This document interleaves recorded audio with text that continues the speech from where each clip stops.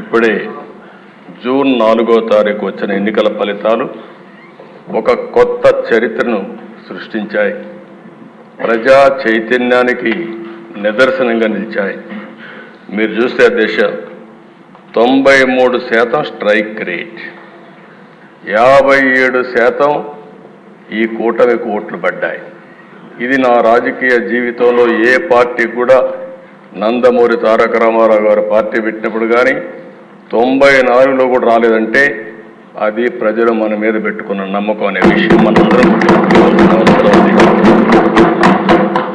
అధ్యక్ష, ఒక్కొక్క parliament 70,000, 80,000, 90,000 majority వస్తాయి.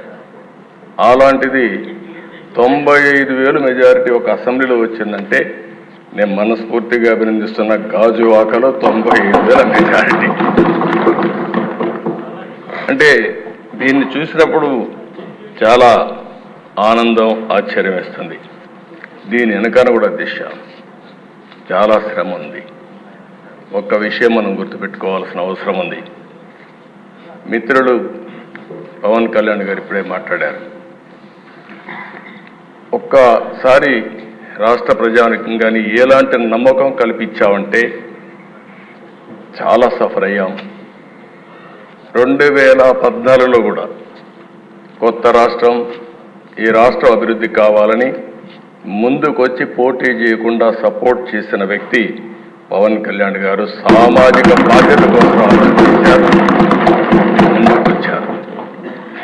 తర్వాత దిశ మొన్న ఎలక్షన్లో ఆయన్ని మేము చూసినప్పుడు చాలా సమస్యలు వచ్చాయి.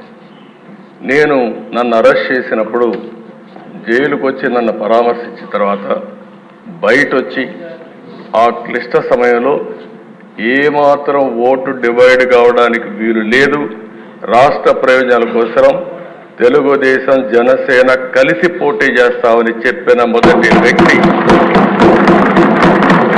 పవన్ కళ్యాణ్. అంటే ఇది ఒక సామాజిక బాధ్యతగా తీసుకున్నారు. రాజకీయంలో అరుదైన సంఘటన ఇది. ఇద్దరం కలిసిన తర్వాత బీజేపీ వారు కూడా ముందుకొచ్చారు, కేంద్ర నాయకత్వం. ముగ్గురం కలిసిన తర్వాత దిశ ఇది ఒక సునామీ. ఎవ్వరూ ఊహించిన సునామీ రాష్ట్రంలో వచ్చిందంటే ఎన్నికల్లో కూడా మనం తీసుకున్న నిర్ణయాలు కారణం. ఆ నిర్ణయాన్ని మళ్ళీ మనందరం కలిసి వారు ఒక మాట చెప్పారు, మనస్ఫూర్తిగా అభినందిస్తున్నా. ఈ రాష్ట్రాన్ని మళ్ళీ ఘాటిలో పెట్టి అన్ని విధాల అభివృద్ధి చేసే వరకు ఏమాత్రం ఆలోచించకుండా సమైక్యంగా ముందుకు పోవడానికి ఆలోచిస్తామని ఈ సభ ద్వారా రాష్ట్ర ప్రజానికానికి కూడా మేము ఒక హామీ ఇస్తున్నాం, చేస్తామని చెప్పి కూడా మీకు కూడా తెలియజేస్తాను అధ్యక్ష.